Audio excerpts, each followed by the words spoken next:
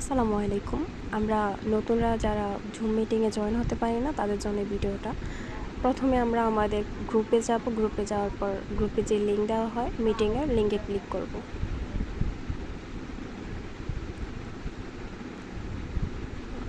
তারপর continue option আসবে, continue অপশানে ক্লিক করব এটাতে।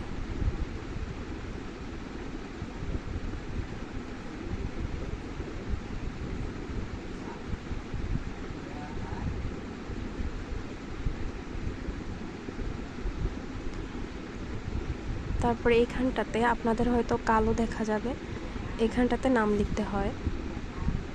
এখানটাতে নাম লিখবেন, তারপর ওকে দিয়ে দিবেন, এই ওকে দিয়ে দিবেন।